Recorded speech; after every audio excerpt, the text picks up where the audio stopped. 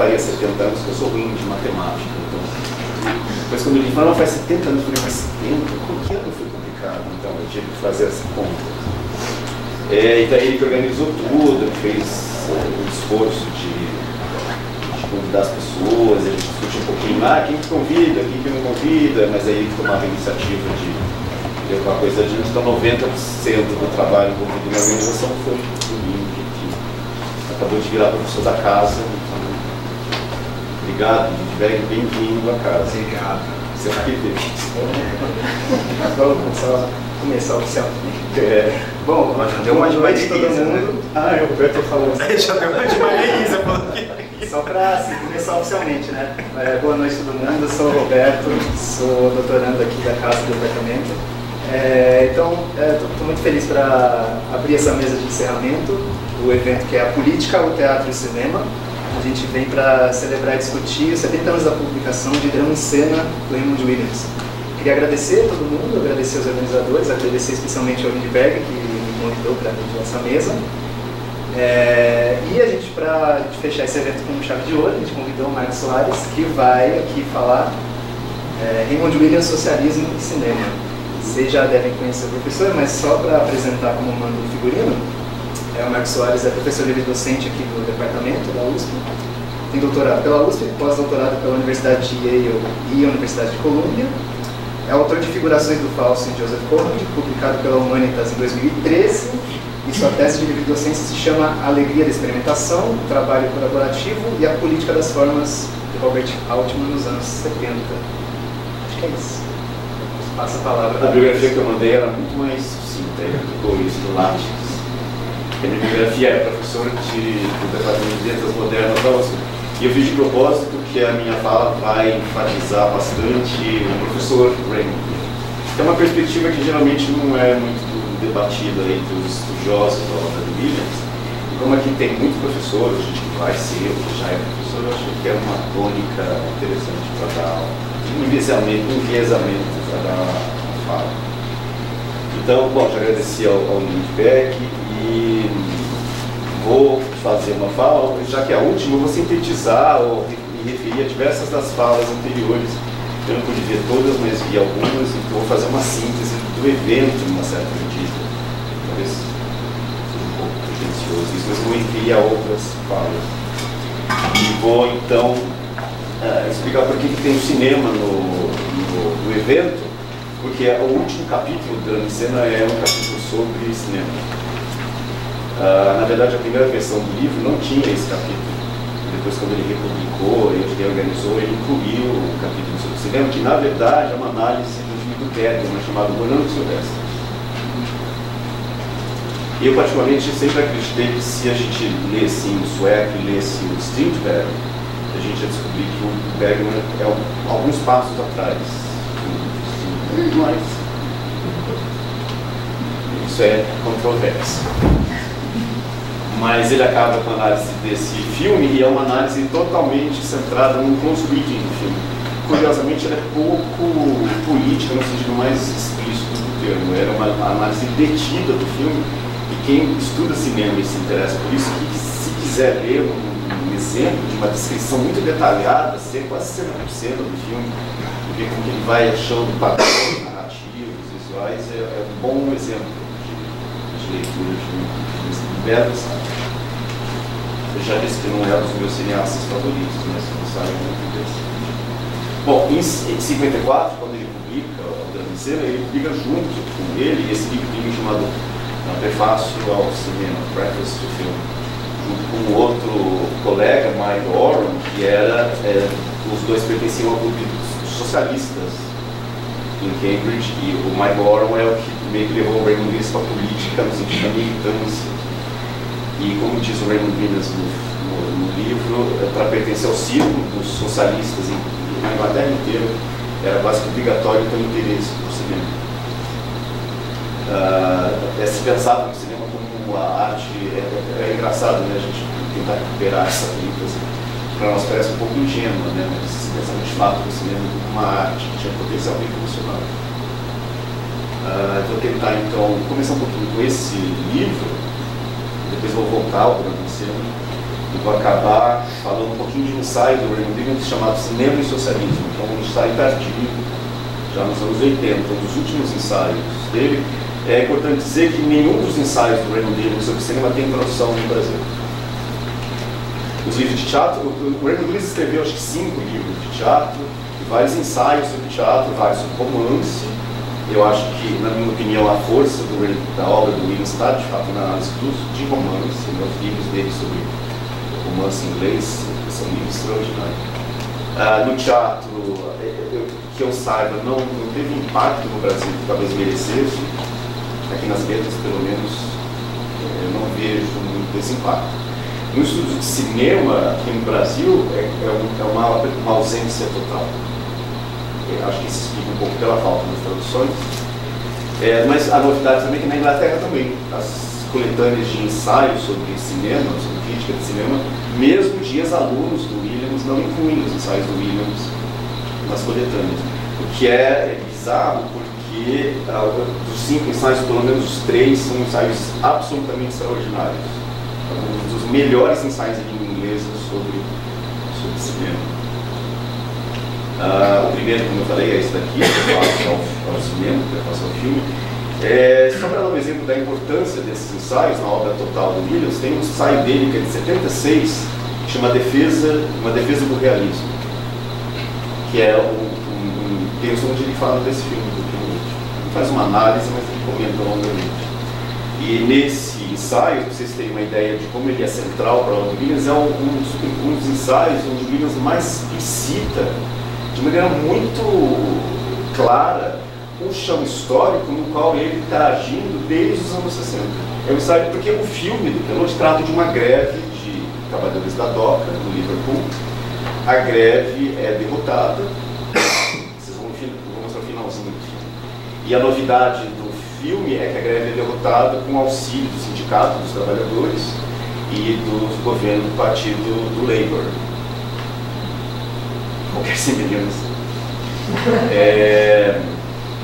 O Harold Wilson era o primeiro-ministro, na época ele era o primeiro-ministro do Labour Party, foi eleito em 64, no ano do nosso top, e fica como primeiro-ministro de 64 até 70. E havia uma esperança em torno do governo do Harold Wilson, e ele rapidamente mostrou que o Partido Trabalhista Inglês já faz parte das estruturas de suporte do capitalismo e de neutralização da classe trabalhadora, e isso o filme mostra de maneira clara, e o Williams comenta esse evento de maneira muito eloquente e tal, e daí você lendo fica muito interessante, porque na verdade é esse o solo histórico onde o Williams desenvolveu quase que a totalidade da sua obra, porque o primeiro livro, o importante, que é o Cultura e Sociedade, de 58, e depois a grande obra do Williams, aquela que vai se espalhar pelos anos 60 e 70, se deu dentro desse contexto de retração política violenta, em parte cabeçada pelo partido Labour. Vocês me dirão se o assunto tem interesse para a gente ou não. Ou seja, é um ensaio de cinema onde fica explicitado uma base do trabalho do Raymond Williams, que eu suponho que talvez não tenha sido feito, mas seria interessante fazer uma tese sobre como que o trabalho do Williams, uma resposta a esse processo. Também é o momento da gente pensar, só desenvolvendo um pouquinho isso, que o que a gente chama de marxismo ocidental ou crítica materialista é, na verdade, e dentro do qual se encontra a New Left britânica, já é parte de um retrocesso estratégico, assim, porque se trata de fazer crítica da cultura, mas já um pouco desvinculada das esperanças revolucionárias que tinham ressurgido por volta dos anos 10 e 20. No caso alemão, a revolta da Revolução Alemã, a ascensão do nazifascismo, e no caso do Williams, as evidências mais do que claras de que o partido do Labour era um partido de lacaio do capitalismo. Então, de certa maneira, o marxismo ocidental responde a uma expansão infinita da cultura como dado fundamental da vida sobre o capitalismo. E daí a sua importância, né, de desvelar conexões, de mostrar o que está acontecendo. A Maria Elisa, na fala dela, falou, né, que o Williams chamava essa sociedade de sociedade dramatizada. A Maria Elisa acha, acho que com razão, que é um código para falar sobre o pós-modernismo e a cultura que a gente chamaria mais tarde de pós-moderno. O Williams também faz parte disso, né, de certa maneira. A sua militância teórica se dá já num solo de retração do horizonte revolucionário, assim como quase que a totalidade do que a gente chama de crítica materialista, do marxismo intelectual. Mas enfim, então eu vou falar um pouquinho do livro, do prefácio ao fim. Eu vou tentar localizar o livro numa perspectiva do seu contexto histórico. Então, eu vou começar arbitrariamente falando um pouco da história do cinema nesse momento. O livro foi publicado em 54. Então, esse momento pós-guerra na Europa é o momento em que se começa a estabelecer o cânone cinematográfico que nós conhecemos até hoje. As escolas, né, neorrealismo italiano, a montagem soviética, esses termos foram sendo organizados dentro de uma teoria mais ou menos coesa, em grande parte encabeçada pelos jovens críticos europeus, e no caso francês talvez seja o mais o bem ou o mal, o mais, com ênfase em mal, mais influente. Mas, enfim, quem são os cineastas que interessam estudar, quais são as escolas, as tendências, esse momento de formação da crítica moderna sobre cinema. A crítica francesa, vou falar um pouquinho disso depois, entrou na Inglaterra de maneira avassaladora. Tanto que até hoje na Inglaterra eu tenho evidências concretas disso. Ken Loach é considerado um cineasta de 15ª categoria, que não abarca a exuberância estética que eu gosto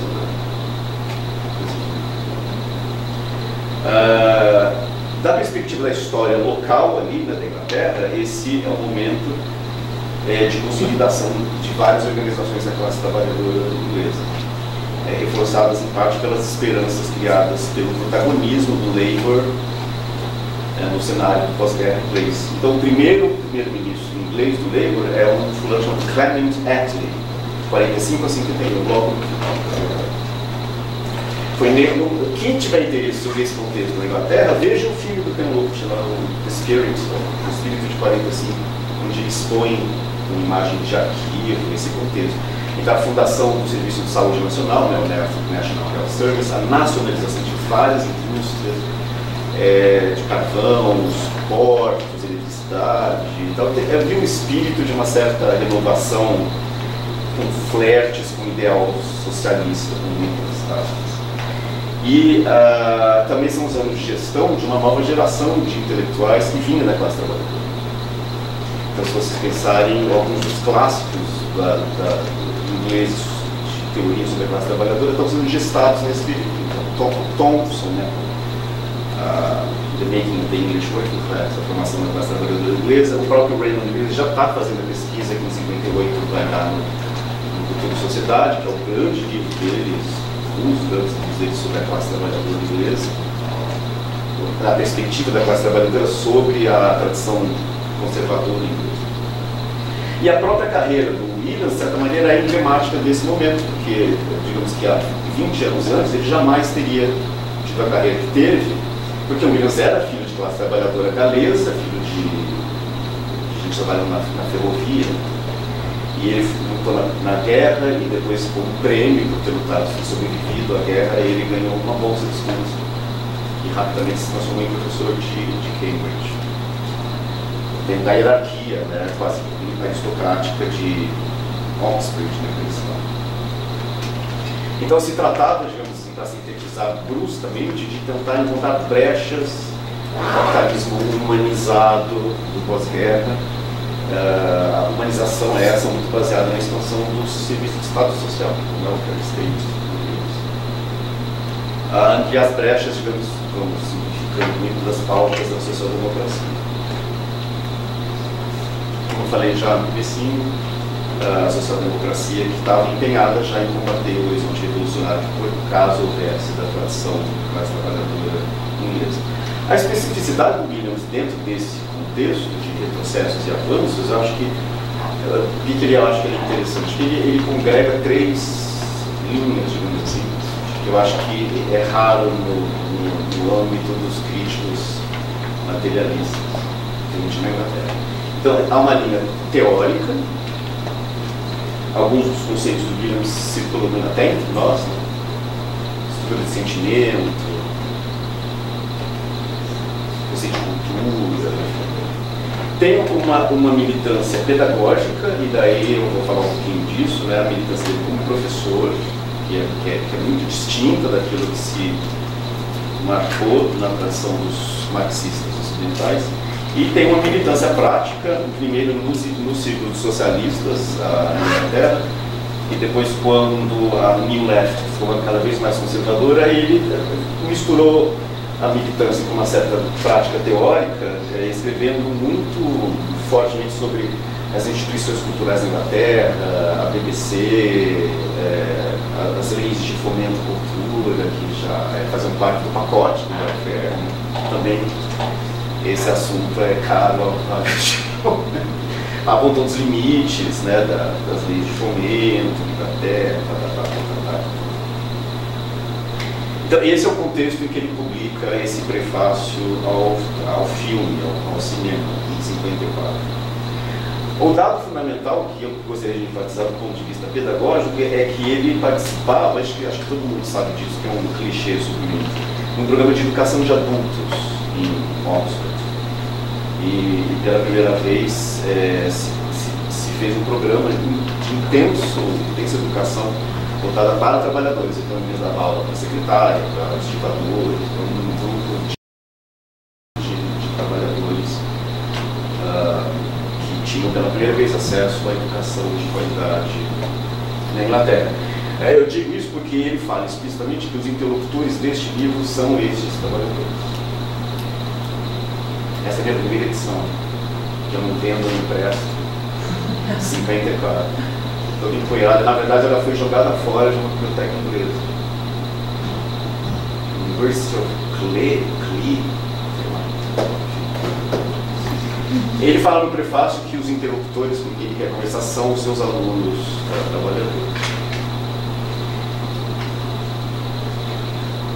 Quem nunca leu, é muito legal de ler, porque são aqueles milagres teóricos absolutamente incríveis. Na minha cabeça, o que ocorre mais de próximo aqui no Brasil são aqueles livros do Antônio Cândido, sabe, aquele Na Sala de Aula. Sabe aquele livrinho do Antônio Cândido, Na Sala de Aula? É um livro sobre análise de poesia, né?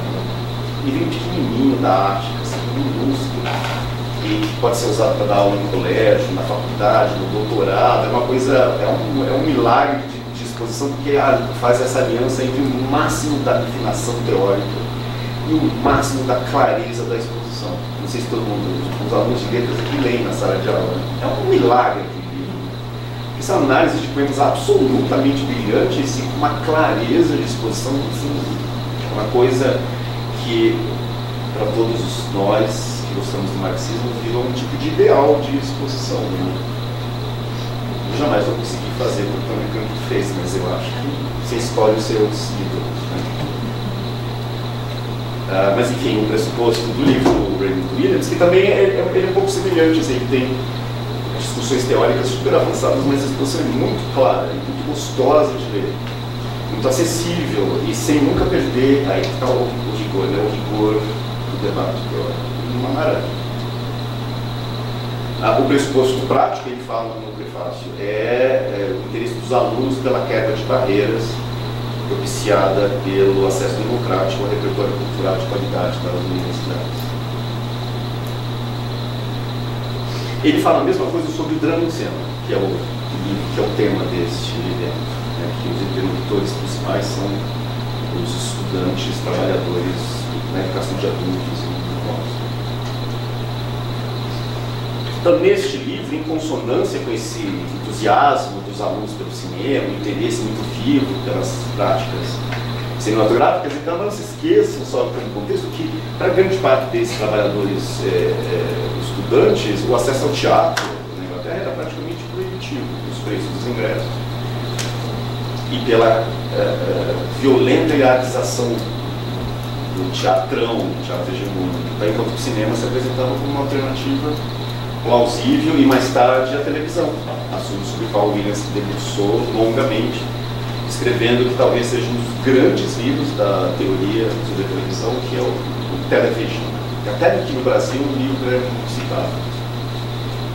Mas, enfim, o que eu queria guardar desse ímpeto é o ímpeto dessa expansão, essa possibilidade de expansão ilimitada de acesso.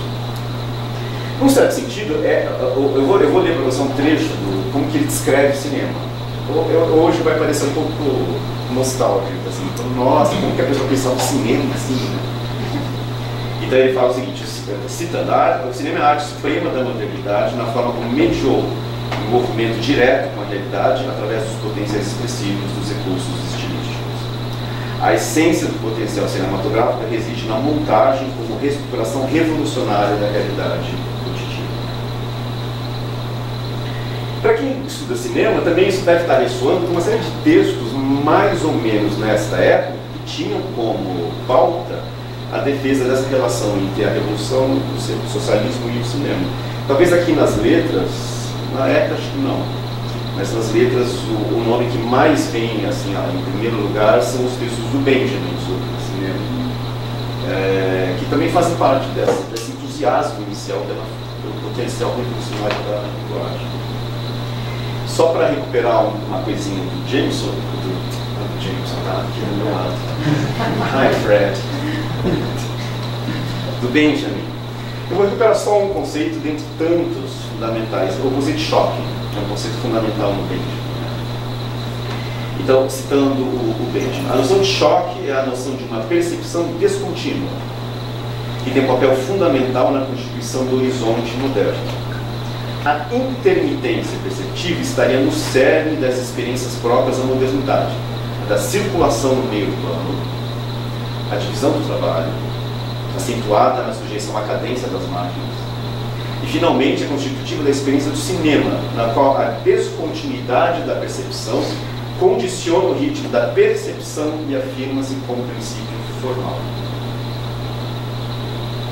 Hoje, essa esperança revolucionária do cinema parece um pouco ultrapassada, mas faz parte desse horizonte de explorar uma jovem arte que rapidamente se modernizou e se sofisticou e que tinha essa coisa de se espalhar, né? De quebrar a barreira do cinema mudo, as barreiras linguísticas que eram quebradas. Nos dois casos, tanto do Benjamin quanto do Raymond Williams, o que está proposto é uma pedagogia do olhar, como ferramenta de formação da consciência na direção do socialismo. Isso é explícito tanto em um quanto no outro, tanto no Benjamin. Os textos do Benjamin são muito posteriores, né? As pessoas falam que os textos do Williams, que vem 20 anos depois do Benjamin, já são fora de moda, mas a verdade é que o Benjamin está descrevendo o momento da ascensão do nazifascismo, e o Benjamin está escrevendo, o Williams está escrevendo no momento onde a classe trabalhadora inglesa está se reorganizando e procurando fricções com a social-democracia e com o governo do Labour.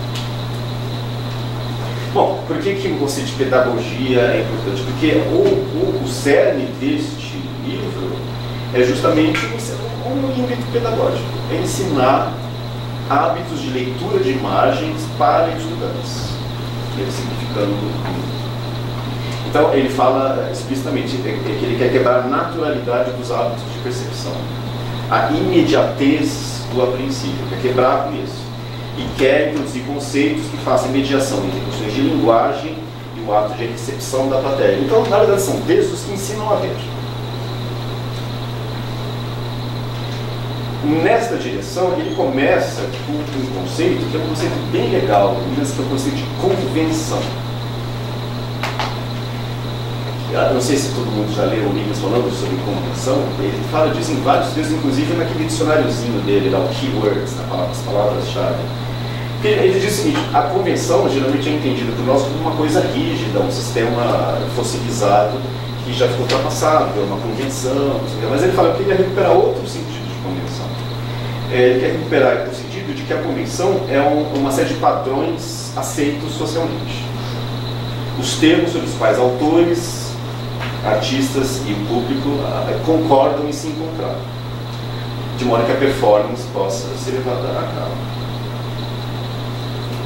Todo artista segue uma convenção, talvez ele quebre essa convenção para entrar em outra e rapidamente essa convenção se solidifica e assim ele vai sendo criadas convenções. Essas convenções, segundo eles, são fundamentalmente relacionadas à estrutura de sentimento. A expressão já aparece neste livro de 54, daquele período. De maneira que mudanças efetivas acontecem quando há um desejo latente de aceitá-las. Vou dar um exemplozinho do próprio Williams, dessa história social das formas. O exemplo que ele gosta de dar é o exemplo do acting, né, da atuação dos atores. Nesse momento, e depois eu vou falar um pouquinho disso, já se havia consolidado uma ideia que persiste até hoje do que seria um bom ator. A chegada dos Stanislavski nos Estados Unidos é um capítulo interessante da relação entre a Rússia e os Estados Unidos e a língua inglesa, mas nesse momento, em 1954, já havia sido consolidada uma ideia do que seria um bom ator. O ator se identifica com o seu papel, provoca emoções, o vocabulário todo da atuação realista. Ele fala, olha, na verdade, ao invés de tornar isso como um dado natural e inequívoco, é preciso incluir isso como uma contenção. Que surgiu no momento em que era necessário que ela surgisse. No caso russo, de encenação da vida dos pobres. E de preparação de atores burgueses para fazer gestos e se comportar e falar como os pobres. Então havia, estou simplificando, um momento onde se impôs uma vontade social e isso gerou uma convenção qualquer. Ela é uma convenção, portanto é historicamente imutável. Ela não é interna e não é natural. Ela surgiu como um texto histórico e pode desaparecer em outro contexto. Tudo bem? Porque está indo muito rápido. Outra novidade do livro, além desse acento pedagógico, é algo que interessa para os estudantes de cinema e teatro. E aí é mais controverso, porque ele diz o seguinte, ecoando um pouco o próprio Brecht, né, que dizia nos anos 30 que sem entender cinema não se entende absolutamente nada de história da arte moderna. Então ele diz o seguinte, o cinema deve ser entendido um pouco dentro da história mais longa e ampla do drama. Uma continuação da tradição dramática. Ele não é apenas mais uma manifestação de arte, mas um meio capaz de superar impasses atingidos pela tradição teatral mais progressista do final do século XIX. E daí o fato de que no drama em cena, o capítulo sobre cinema aparece no final. É como se o cinema fosse um tipo de síntese que faz com mais perfeição e com mais capacidade, com mais eloquência, coisas que o próprio teatro queria fazer no século XIX e estava encontrando empecilhos técnicos. Vou dar um exemplo do próprio Raymond Williams. Ele fala do Strindberg, do Strindberg mais tardio, né? Fala do Uma Damasco e a Peça do Sonho. Ele diz que o Strindberg inventou o cinema antes da sua invenção técnica. E acho que é verdade, né? E explica, bom, as peças tardias do Strindberg envolvem fissões, fusões de identidade, de personagens, alteração de objetos e paisagens, projeções simbólicas de estados mentais obsessivos, etc. Todos os fenômenos que o Strindberg procurou desenvolver cenicamente dentro do padrão de produção da sua época e que o cinema faria e desenvolveria amplamente através da montagem. Nesse momento, em 54, o Williams está dentro do padrão do que o Peterson chamaria do padrão da crise do drama burguês. Né? Ele fez uma tese sobre Ibsen e está falando aqui do Strindberg. O Brecht não comparece em 54 nesse livro e em vários outros livros do Raymond Williams sobre cinema até muito mais tarde. Por causa que, eu imagino, a chegada do Brecht na Inglaterra é um pouquinho depois. O Berliner Ensemble fez uma excursão pela Europa e apresentou em 56 a Mãe Coragem com a turma do Berliner Ensemble, dirigida pelo Brecht. E eles tinham passado por Paris antes.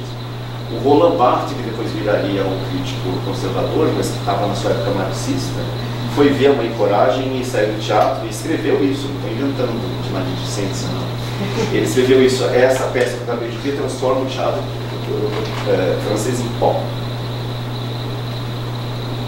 A descoberta do Brecht para o Raymond Williams, que vem um pouco mais tarde, vai depois fazer com que ele reescreva alguns livros dele sobre teatro, introduzindo um capítulo sobre o Brecht. A Iná Camargo Costa sempre defende a ideia, convincentemente eu acho, de que não se trata apenas de pôr mais um capítulo no final, mas de reorganizar o todo, tendo o Brecht como um ponto de fuga.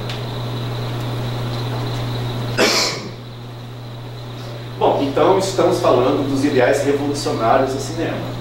E daí logo em seguida, quando ele está assim na toda, falando que o cinema é revolucionário, é uma maravilha, aí ele dá um passinho um pouquinho atrás e fala assim, bom, introduzirei um diagnóstico mais pessimista. Daí cito, na verdade, a grande maioria dos filmes contemporâneos está demasiado ligada aos métodos da peça ou romance médio contemporâneo. São muitas vezes, na verdade, apenas substitutos inferiores para eles. Enquanto que, para além do alcance desses hábitos fossilizados, existe uma ampla e fértil tradição da tradição dramática que permanece relativamente inexplorada. A ideia em curso de cinema, aqui na ECA, mesmo aqui nas letras, assim, a ideia de que o cinema tem que ser avaliado como um tipo de continuação da tradição dramática, né? Que aqui nos cursos de letras a gente estuda cinema geralmente como um romance. E o pessoal do teatro aqui, que dá aula de teatro, às vezes não gostam muito da aula de cinema, não entendo muito bem porquê, mas acho que tem que definir a especificidade do teatro. Eu não entendo muito isso, mas enfim. Na verdade, se você for levar isso a sério, o grande parte do cinema, o Breno está certo, né? Fica um pouquinho, né, inferior. Bom, então vou resumir rapidamente uma coisa para a gente passar para frente, que é um resumo do próprio livro. Ele, portanto, identifica um tipo de impasse. De um lado, uma prática regressiva, hegemônica regressiva. A cópia dos padrões mais ultrapassados da peça bem feita e do romance médio contemporâneo.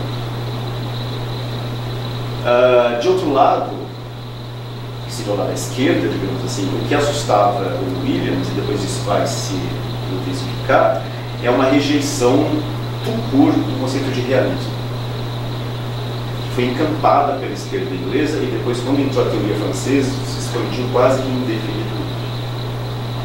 Inicialmente, a crítica do realismo vinha de uma série de modernistas ingleses interessados na quebra radical, no fazer novo, etc., como centro da prática progressista. Mais tarde, já chegando nos anos 60, por uma jovem geração de críticos militantes inspirados nas operações desconstrutivistas promovidas pela teoria francesa. Inicialmente em torno da segunda geração do Cahiers de Cinema, e depois a versão inglesa do Cahiers era a revista Scream, que era os ingleses que faziam a divulgação da teoria francesa da desconstrução, no campo do cinema.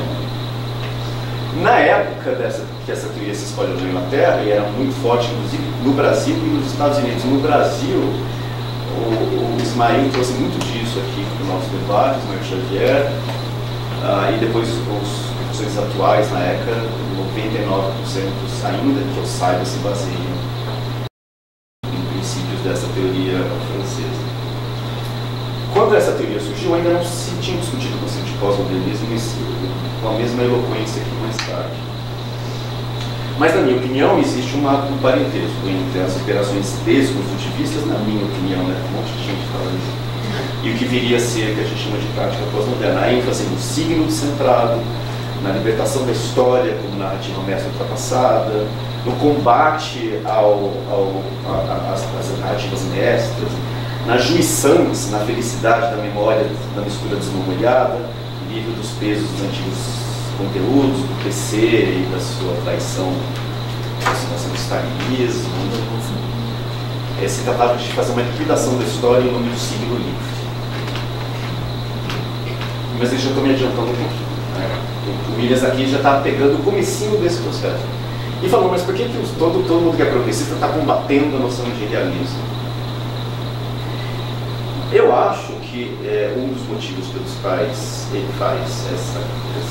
entra nessa discussão é que ele percebe um tipo de interdição de conteúdos. Eu falei um pouco isso no outro evento outro dia. E a pergunta que eu colocaria a partir do Williams é como pode a vida da classe trabalhadora e da luta de classes ser formalizada pelo signo livre, múltiplo, determinado, liberto de amarras, restrições. Há uma incompatibilidade clara entre forma e o desejo de falar da classe trabalhadora. Portanto, não se trata apenas de um formalismo do Williams que gosta ou não gosta de tal expressão artística, mas de uma percepção de que as novas formas desmemoriadas eram incompatíveis com a história da classe trabalhadora e sua expressão artística. Você que discordasse, mas acho que não. Não, certamente não. Bom, ele começa então no livro a discutir 3 conceitos de realismo. Que horas são, por favor?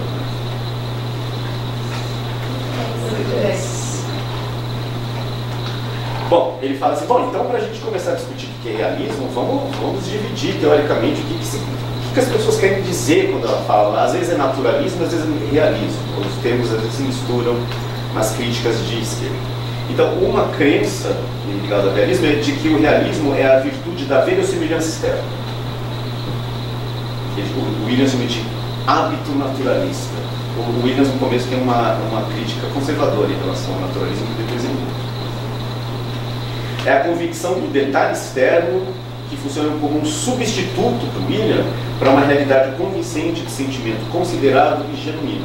Eu gosto de uma expressão que o Williams não usa, mas eu gosto da expressão verossimilhança fática. É aquela ideia de o que você está vendo tem uma função fática, de convencimento, baseada na ideia do que você está vendo é o real. Tem a força da cópia da realidade. Não se trata de uma opinião discursiva, é o real, diante de você, recortado pela câmera. Eu estava conversando com amigos que foram ver o filme do Valtinho, que eu não vi, não verei. E eu falei, eles adoraram, eu falei, o que vocês assustaram? Eu falei, gente, mas é incrível, porque a reprodução das roupas, das capas de disco, das coisas dos anos 70, eu me lembrei tanto dos anos 70, porque eu vi aquele disco do Caetano Veloso, igualzinho a roupa, aquelas roupas, não sei o quê. Ainda existe na nossa imaginação alguma afeição à ideia de que o cinema prima pelo hábito naturalista, pela imitação do detalhe externo. Depois o Jameson, na minha opinião, deu um passo decisivo para estudar isso, num ensaio que ele chama de cinema de nostalgia. Ele explica, né, como que essa cópia do detalhe externo não tem nada a ver com historicidade. Bom, o segundo sentido que o Williams recupera do debate da esquerda sobre o idealismo é o fato de que, frequentemente, entre a esquerda se falava do idealismo na chave de Stanislavski.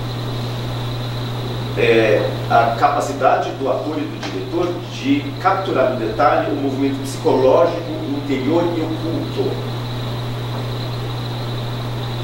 Só o teatro para discutir isso. Então o ator deve se comportar de maneira realista, fazendo que os seus motivos interiores sejam transformados em uma miríade de detalhes sensíveis, observáveis. Até aí, nessas duas primeiras versões, o Williams está falando de métodos específicos, a cópia do detalhe externo, a tentativa de atuar de maneira expressivamente realista.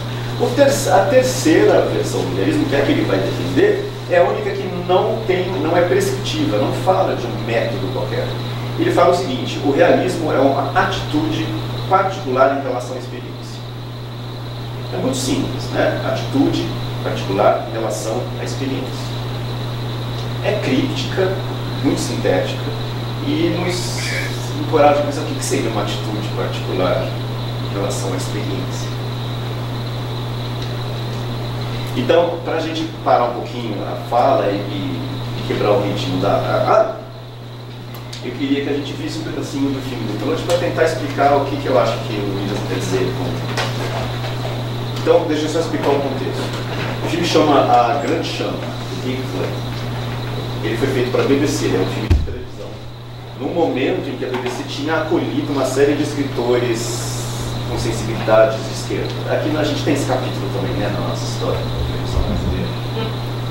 São escritores comunistas recebendo para Globo e tal. Enfim, a BBC fez a mesma coisa. Incluiu uma série de escritores de esquerda para produzir peças.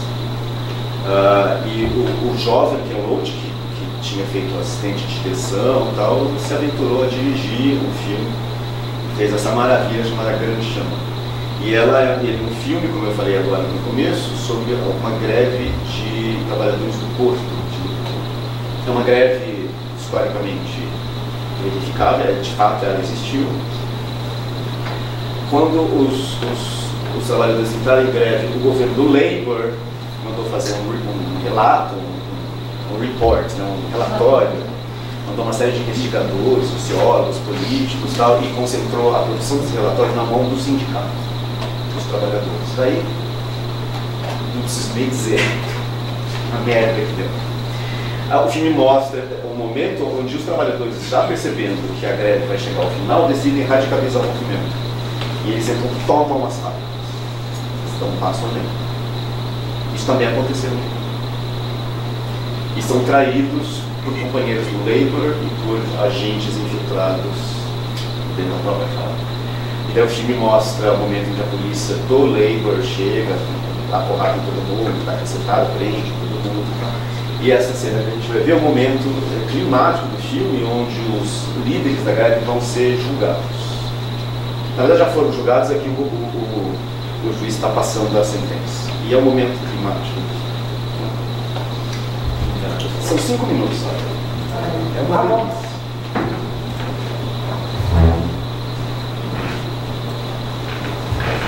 Daniel Patrick Farr, Joseph Brown, John Charles Regan and Peter James Connor. You have been found guilty of a conspiracy to effect a public mischief, and it is for me to sentence you as determined by law. Neither I nor the court are concerned with your personal political beliefs, and the doctrine of Marxism is not on trial here. Indeed, I know very well that this philosophy is favorably received in a number of our better universities. And insofar as it helps sharpen the intellect of students and helps rid them of this sort of distemper that seems to afflict the impressionable young today, well, it has its advantage. But when placed in the hands of determined working men, this theory of social revolution becomes as dangerous as a loaded pistol in the hands of a criminal. It is the use, the practice, rather than the theoretical speculation that we here are concerned with. Now, have any of the prisoners in the dock anything to say before I pass sentence? Esse é o líder da greve. Well, first of all,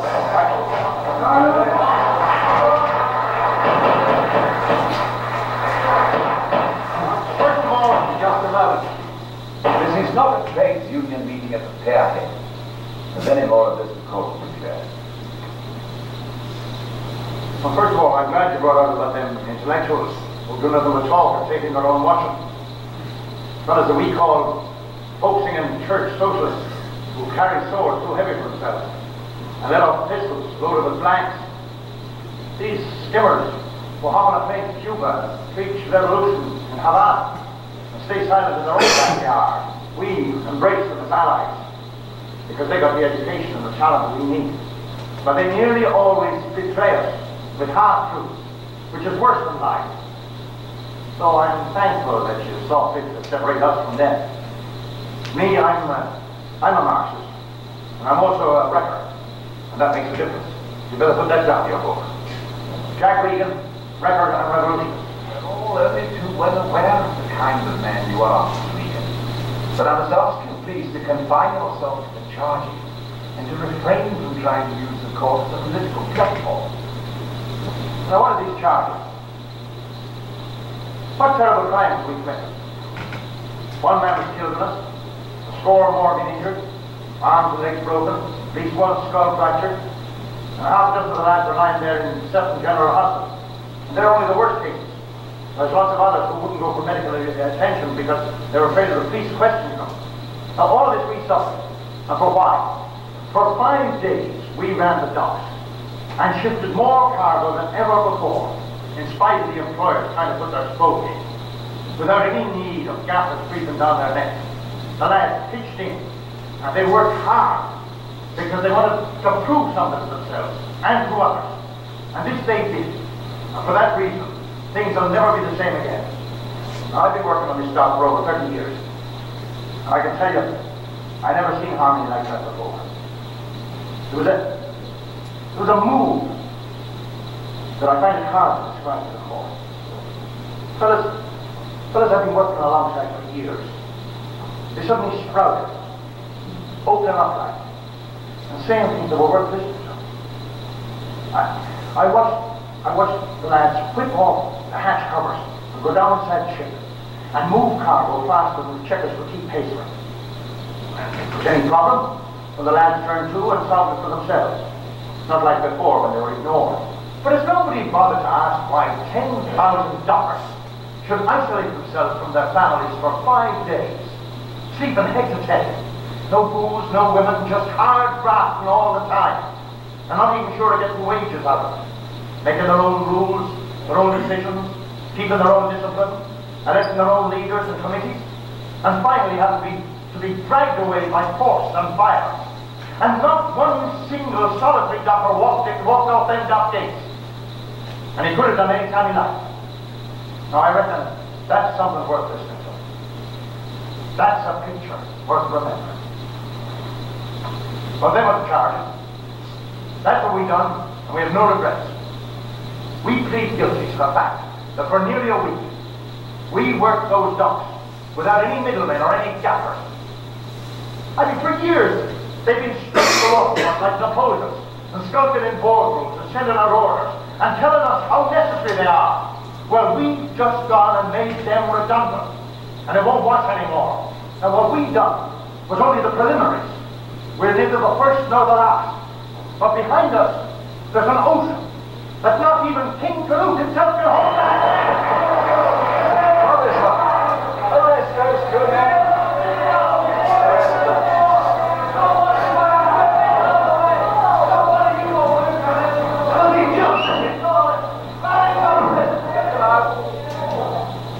And if any more of Mr. Regan's friends feel disposed to treat the court like some rowdy dockside public house, I'll have them arrested as well.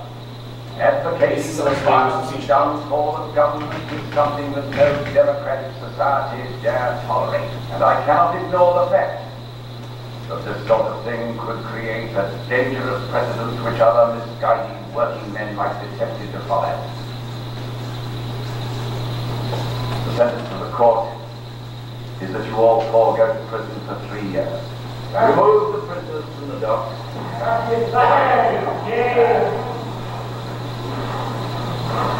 Thank you for the chair. Essa é a esposa do líder da...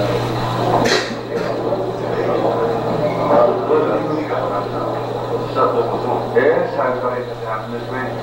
From the council. Yes, still it's a very sad day for everybody, I think. But that, sorry about that, very vicious that for the sentence. There's nothing else to do about it, you know. Maybe it's get the peel. Peel who too? You don't give a man anything. Come on, last 5 weeks, that's you know as well as I do. The night I put you, I put the sheep's clothes.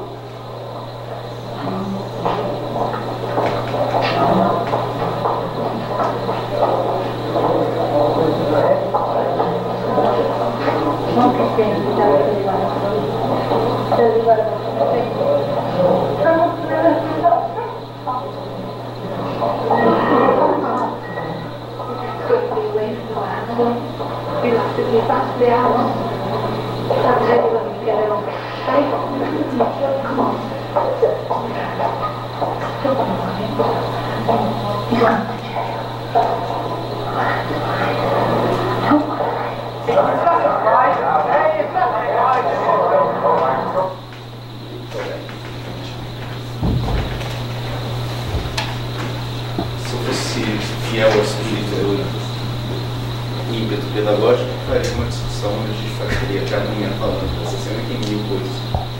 Então vou fazer o seguinte, vou falar um pouquinho, só para ser mais sintético, porque o tempo está acabando, e daí quem quiser adicionar elementos, sinto completamente à vontade. Tanto que eu vou meio que ler, vou falar.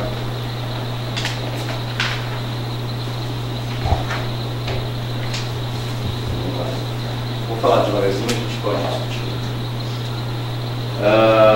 Como eu disse, essa é a cena climática do filme que encaminha para o final. É a penúltima cena. A última cena, na verdade, são uma série de crianças, vai sobre a greve, e daí a ideia da grande chama, da passagem das gerações. Mas, enfim, nota-se desde o início um certo esmero dentro das condições de produção, ao que eu tive acesso, na reprodução de dados sociológicos. garantindo algum grau de verossimilhança. O cenário, uma corte de justiça, com todo o seu aparato técnico. Na caracterização das personagens, através das roupas, acessórios, as perucas, na escolha precisa da diversidade linguística expressa no vocabulário, na locução e principalmente nos sotaques. Você sabe, o sotaque na Inglaterra é um determinante de classe, um dos mais visíveis. Ou seja, num certo sentido, e isso ecoou quase que a totalidade da crítica sobre o Raymond Williams, estamos dentro de um quadro de realismo com cota de elemento externo. No entanto, a transformação desses dados realistas em matéria artística lhes dá outra ressonância. A escolha da Corte de Justiça, portanto, vai além da mera verossimilhança para estruturar um espaço teatral, com divisão precisa entre palco e plateia, entre iniciador das interlocuções e ouvintes, entre alto e baixo. Note-se no centro do filme o abandono assintoso da sala de estar, ambiente típico das ações decisivas e das trocas afetivas do drama burguês. A escolha desse espaço específico indica, portanto, instâncias específicas de poder expressas através da forma. Estrutura, separação, vejam que há os guardas, garantindo que não se ultrapasse o espaço do palco, plateia. Nos lembro, portanto, que aí é fundamental, que a matéria histórica não é disforme. Algo que está implícito no próprio conceito de estrutura de sentimento. Estrutura. A realidade em si não é disforme. Se nós fôssemos hegelianos, a gente diria que a realidade em si tem uma forma não consciente de si e que é organizada para nós através de uma série de escolhas do repertório artístico. No entanto, existe um tipo de encontro entre a forma da realidade e a forma artística, é da felicidade desse encontro que a gente pode avaliar a fatura artística. Eu estou citando o Roberto Schwartz, por isso eu dou a referência. Enfim, a escolha da corte já indica um tipo de estrutura geográfica muito precisa, com atores, papéis pautados pelas estruturas de poder. Ao mesmo tempo, a escolha remete a uma tradição do teatro político, com raízes no agente próprio soviético, e depois em várias manifestações em muitos países, que se utiliza do tribunal e discussões políticas como forma de estruturação da série. Se poderia falar mais disso também. Inicialmente, a câmera se posiciona entre o público e os réus. A câmera está aqui, entre o público, vendo o juiz lá. O que já é significativo, a posição inicial da câmera. Essa posição distante do juiz o objetifica, assim como mostra um plano mais largo, o cenário teatral que lhe garante a autoridade. Guardas, roupas, etc. No entanto, a câmera começa a se aproximar e se fixa no juiz num tipo de plano americano, um plano mais próximo dele. No entanto, este procedimento, que no cinema convencional tem a função de nos aproximar do personagem e criar identificação, não tem aqui esta função. Não há identificação com o juiz, pelo contrário, não há garantia de uma verossimilhança ou fidelidade psicológica. Ao contrário, a perspectiva irônica se aproxima através do procedimento do cinema hegemônico, revertendo o seu uso convencional. Ou seja, a aproximação causa distanciamento, se pudéssemos interpretar assim. A relativa imobilidade da câmera e o ritmo muito mais lento nos lembra que o ritmo também é função da matéria histórica. O ritmo mais lento e a câmera mais, em geral, parada possibilita a observação crítica de pormenores cuidadosamente selecionados. Eu vou falar de alguns. A expressão autoritária, juiz, a fala mecânica e protocolar, o sotaque aristocrático, as sobrancelhas arqueadas e pontudas, aquela sobrancelha contínua, não sei se vocês viram que tem uma pontinha, o nariz pontudo, feições que no conjunto lembram mais uma máscara. Numa tacada se refuncionalizam procedimentos do cinema hegemônico, o plano americano e o ritmo, em nome da expressão da matéria histórica, ou seja, em nome da observação de tipos sociais. O juiz faz a sua primeira intervenção dizendo que não tem nada contra o marxismo, que sabe que o marxismo nas universidades é muito bem aceito e é legal porque ele tira a molecada da rua, aqueles bandos de vagabundo e tal, mas o problema é que quando põe na mão de trabalhador aí fica complicado. Essa fala aparentemente muito simples, de novo com a aparência de verossimilhança realista, entre aspas, na verdade é uma provocação, eu acho, do Deloach, no sentido de que ele coloca um tipo de julgamento sobre o marxismo ocidental e a crítica materialista na boca de um juiz, que é o seu inimigo declarado. Formando assim uma figura ambígua, porque é quase como se o juiz fosse um tipo de juiz liberal, assim, falando, não, eu gosto do marxismo, não sou contra, acho que é até legal, tá? Mas o problema é que não pode dar na mão de gente irresponsável que vai se transformar isso numa pistola com balas. A técnica empregada do campo contra campo. Todo mundo sabe o que é campo contra campo? Coisa de filmar diálogo, né? Eu falo, oi, como é o seu nome? Corta, aparece Roberto. Meu nome é Roberto. E o seu? E a gente vai trocando.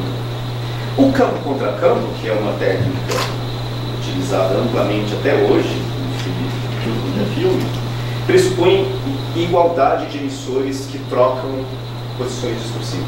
É uma técnica democrática, né? Então eu falo, a minha fala cria uma tensão extra-campo que é respondida pelo corte pela fala do Roberto. Então ele fala e pergunta uma outra coisa e eu vou. Digamos que é um jogo de tênis em que as falas vão democraticamente sendo distribuídas entre falantes. Bom, como preciso dizer que aqui não é isso que acontece. A alternância pautada por instâncias de poder que envolve os critérios de classe, etnia, o líder da greve é irlandês, que a gente percebe pelo sotaque, e gênero, porque a mulher, como os grevistas, está numa sala com um filho. O assunto doméstico comparece, mas deslocado do seu espaço privilegiado, e aparece na sua determinação de classe. E assim vamos alternando: juiz, os escreventes, os réus, a família, os membros do sindicato. A alternância da técnica do campo contra campo serve como terreno de disputa, onde o juiz é que tem determinação sobre quem vai emitir a fala e em que momento. Ele interrompe uma hora e fala, não, você já falou demais, agora fala direto aí da sentença, da acusação. Ele interrompe e direciona o diálogo. E, portanto, se trata de um exercício de dialética pública e conflituosa, no qual interesses diversos entram em conflito. Portanto, ao contrário do que se diz no Homem sobre o Deloach, que é que a sua intenção didática é servir numa bandeja de prata teses políticas prontas, o que está aqui é o contrário. A intenção didática não se esgota na unicidade ou transparência do discurso, e muito menos na pregação, que é como muita gente lê essa cena. Não há acesso imediato ao sentido e aos elementos da linguagem. Por quê? Na verdade, a fala do líder da greve expõe uma posição com a qual a plateia, tanto interna quanto externa, pode concordar ou não. E mais, ela expressa não só uma mímese do discurso político pregado como tese, mas enfatiza uma experiência histórica nova na Inglaterra. E ele enfatiza isso, quer dizer, não é mais apenas a greve, a tomada da fábrica pelos trabalhadores. A novidade se situa num tipo de quebra quase utópica do que poderia ser realizado se essa lógica se expandisse. Porque ele fala isso, ele fala assim, nós queremos um oceano e não há como parar esse oceano. Depois parou, né? Eu fico sempre pensando, quando eu vejo esse filme, assim, o que seria aconteceria aqui na USP se nós todos, professores e alunos, nos juntássemos e falassem, vamos conduzir o nosso curso sem a lógica produtivista cada vez mais ridícula da CAPES, tá matando a gente dentro da universidade. E daí, quando eu falo com os meus colegas isso, as pessoas falam assim, mas como que se livra da CAPES? Eu falo, mas qual que é a vantagem de dar CAPES? Porque não tem grana, né? Eles não dão nada pra gente. Só para vocês terem um sentido da novidade que é, né? Se de repente alguém chega aqui e fala o seguinte, eu tenho uma proposta para a gente conduzir a pós-graduação sem intervenção da capa. Uma vez que ninguém quer mais a capa. A novidade disso, né? O impacto, né? E a projeção futura do que se faria, além da cena, é fundamental aqui. O Raymond Willis diz uma expressão que depois ele vai repetir em muitos outros momentos, que ele fala que as teses do filme se ampliam para o campo subjetivo. E ele dá o exemplo do verbo subjetivo, que é o verbo e se? E se nós fizéssemos? E se nós? Tanto que o público interno à cena, que pode discordar do veredito, os líderes do sindicato discordam, eles falam, não, isso daí a gente tentou segurar os caras, mas os caras não dá para segurar, isso era greve, fazer o que agora? Eles se pagam por igual. Quanto o público externo, nós, que podemos ou não concordar com as teses expostas. E, portanto, a plateia, tanto interna quanto externa, é chamada a fazer um juízo das opiniões expostas. Retomando rapidamente, a refuncionalização das formas hegemônicas do cinema, campo contra campo, o plano americano, o ritmo, a sala de estágio, que parecem como formas hegemônicas, mas submetidas a uma refuncionalização a partir da matéria histórica. Por isso que o Raymond Willis nunca fala o realismo tem que ser assim, ele não tem esse ímpeto distintivo de métodos. Ele fala o método de exposição tem que ser derivado da matéria. Daí ele entra em contato com a tradição, e essa tradição pode ser mantida ou modificada de acordo com a necessidade da exposição dos critérios históricos. Isso tudo para dizer que eu acho que é isso que ele está querendo dizer com uma atitude particular em relação à experiência. Ou seja, o repertório artístico se submete a uma atitude em relação à experiência.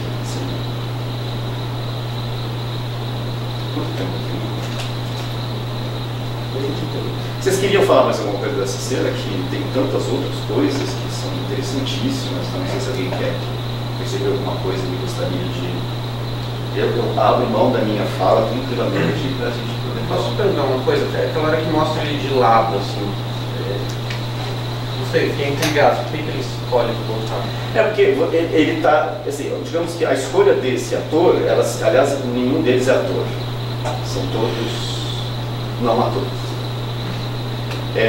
Se pauta, segundo a produção, pelo fato, bom, existe uma explicação verossímil, ou seja, esse rapaz, o Reagan, é escolhido por líder da greve por ser, além de ter capacidade organizativa, de ser um bom orador. E no momento da organização da greve, eles têm que convencer os trabalhadores a se juntarem a eles, e eles acham que ele vai fazer uma boa exposição dos argumentos. E, portanto, quando ele fala aqui, isso, digamos, tem a ver com a caracterização da personagem no sentido mais... No entanto, a posição da câmera vai mudando e quando está de lado, o que se pressupõe é um tipo de confluência, eu acho, entre quem está do lado dele, que são todos os outros companheiros dele, né, porque eles estão sendo julgados em bloco, né? E, então você vê a câmera aqui e você vê as costas ou os ombros dos outros. E, portanto, você tem um tipo de virada de perspectiva que vê o personagem dentro de um conjunto de relações. Eu digo isso. Porque a câmera sempre, se a gente visse, ela sempre pega o ombro ou as costas de alguém que você não vê quem é, mas depois quando ela vira e vê de frente, você vê que ele está cercado por companheiros. Ao mesmo tempo, essa mobilidade da câmera, que está andando, mostra aqui, obedece, digamos assim, ao imperativo do cinema comercial, que prima pelo ritmo, mas é todo envenenado por relações de poder que vão ser desenvolvidas. Você falou do juiz como uma figura ambígua, né, o juiz liberal. Isso aí me lembrou muito também essas produções que, como você falou, não é uma coisa que o sindicato já está dado, né? Que esse daí é o inimigo mais difícil de ser combatido, né? Esse daí que se apresenta como, não, veja bem, não sei o que lá. E aí essa sutileza, né, da ambiguidade dele, que tem um tipo social muito fácil de delimitar, né? Na nossa cabeça pode vir vários, né? Acho que nesse momento tinha uma escolha quase que contra-intuitiva. digamos que essa opinião produziria um tipo de indagação no observador, falando assim, mas como assim? Por que esse juiz é a favor do marxismo na universidade? O que está se desenhando um campo de tensão? Por que a avaliação positiva teórica, mas negativa na praxis? Né? Então, digamos que há uma série de conflitos ali, com escolhas muito conflituosas que produzem uma tensão. Eu desconfio, conhecendo o Ken Loach, que ele está passando um pito nos colegas dele todos da BBC, e o Williams adorou, porque achava que era isso que acontecia em Oxford. Será que é porque na época também o marxismo tinha um certo poder de... Como aqui no Brasil, nos anos 60, você tinha a esquerda com uma certa aspas, isso, hegemonia, uma presença marcante. Então tinha que ser engolida. Será que na época essa coisa de ter que engolir... Porque a diferença entre o caso brasileiro e britânico é que a classe trabalhadora inglesa tem uma tradição secular de conquistas, tanto na política quanto na cultura. Naquele momento o marxismo era uma coisa que tinha que ser, opa, temos que... A gente tinha uma divisão meio óbvia ali, né? Quer dizer, de um lado, o inflacionamento das teorias marxistas sobre cultura, sobre hegemonia, sobre ideologia, e de outro lado, aquela gente esquisita que está se organizando e está usando essas ferramentas e como que a gente faz para controlar isso. Tem esse sentido que para nós no Brasil seria mais difícil de localizar, e que se desenhou no pré-golpe e depois foi rapidamente. Mas você vê, na Inglaterra, você tem 200 anos, né, de organização de classe trabalhadora. Os caras criaram o socialismo, né? Não é pouca coisa, né? As experiências do oenismo, né, aquelas experiências utópicas do Zemmour, é um negócio... O Paul Singer, né, tem aquele livro lindo que ele descreve essas experiências. Ele, na verdade, o livro do Paul Singer, ele quer meio que desculpar os maus passos do PT naquele momento. Ele falou, não, mas não precisa também radicalizar para fazer a coisa. Podemos ir devagarzinho, mas estou sendo maldoso do Paul Singer, que eu amo e sempre amarei. Mas impressiona muito, né, a diversidade dos experiências, assim, muito avançado, né, em todos os campos, né? Inclusive nos de gênero, né, agora que está na moda essa coisa das mulheres, tem essas experiências assim, de como que no interior dessas comunidades utópicas assim, tem essas tiradas de papel de gênero, né, absolutamente delirante, assim, muito bonito. Assim. Eu me lembro quando a gente dava muito curso no MSD, eles sempre falavam, né, nas floresta afetantes, que a coisa do gênero, né, que eles era complicadíssimo. O tratamento das mulheres, super conceituoso. Enfim, são formações. Quanto tempo? Não. Bom, eu vou só dar o trailer e daí a gente para por aqui. O trailer que eu tenho que dar é a descrição do artigo do ensaio que o Raymond Williams escreve, chamado Cinema e Socialismo. Isso já é nos anos 80. E daí ele reatualiza o argumento, falando que tínhamos esperanças revolucionárias, mas diante do que está acontecendo, thatcherismo e leiborismo, o problema está ficando sério. E ele faz uma defesa, enfim, empenhadíssima de combater o sequestro do cinema hegemônico das formas geradas no interior da esquerda. Por isso que eu quis dar esse filme, porque o filme faz um pouco isso, né? O Ken Loach já é parte dessa sensibilidade. Não, eu vou usar o material técnico da esquerda e da BBC, né? Porque estamos falando da BBC. Se liga, né? Quer dizer, a equipe técnica absolutamente brilhante, né? Assim, uma disponibilidade de grana, então, os caras querem fazer campo contra um que acham que é legal, que estabelece ritmo, que tal. Ok, vamos fazer. Só que vamos pôr veneno. Então, essa ideia de uma pedagogia que ensine os alunos de cinema, isso é o texto do Cinema e Socialismo, a identificar as formas radicais, as experiências do cinema, em relação com o drama, a produção dramática, e de combater e refuncionalizar o sequestro dessas formas no interior do cinema hegemônico é um horizonte pedagógico do segundo texto. Não vai dar tempo de falar porque eu me alonguei demais, mas quem quiser ler, leia lá, Cinema e Socialismo, que está traduzido. Ah, não, esse tem tradução em português. A Política do Modernismo.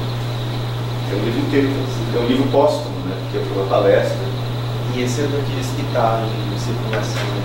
Oi? Daqueles que é de fácil acesso, que é o mestre. É um ensaio sensacional, é um dos mais extraordinários ensaios sobre cinema que eu já vi na minha vida. Um ensaio relativamente longo, assim, que passa um pouco a história do cinema, e vai mostrando como que a montagem revolucionária vai sendo utilizada para outros propósitos, e daí tem sempre, esse que é o ponto da minha palavra, um intuito pedagógico, de ensinar os alunos. Daí que a ideia de que o close reading está em crise aqui na universidade. Tem um professor falou que agora tem que pesquisar aqui os objetivos. O texto é muito cheio de mas a ideia do close reading não como método externo à pedagogia, mas você não tem que ensinar os alunos a identificar, a ver. Eu aqui dando curso de literatura e cinema nas letras, eu vejo a dificuldade, embora nós sejamos alfabetizados com uma cultura muito visual, né? Nós temos muita dificuldade de identificar as formas, as técnicas. Você faz uma cena, o que tem aqui? A nossa mente foi colonizada pelo hegemônico de maneira muito brutal, né? Então, reensinar, né, a ver criticamente é uma tarefa da pedagogia. Professores entendem a tarefa. Falei metade, porque eu preparei como sempre fala menos, mais do que deveria. Tá bom já, né? Alguém quer fazer algum comentário? Senão podemos... Vamos de Marilisa, né? Vamos dar agora! Tchau! Me chama a atenção, eu não conheci esse filme. A matéria desse filme é uma questão social, é uma greve. Então os personagens individuais representam esse movimento social. Os filmes recentes dele, ele parte sempre de histórias individuais. É óbvio que o trabalho é a questão central sempre, né? Ou a relação com o Estado, tal, Daniel Blake. Esse deslocamento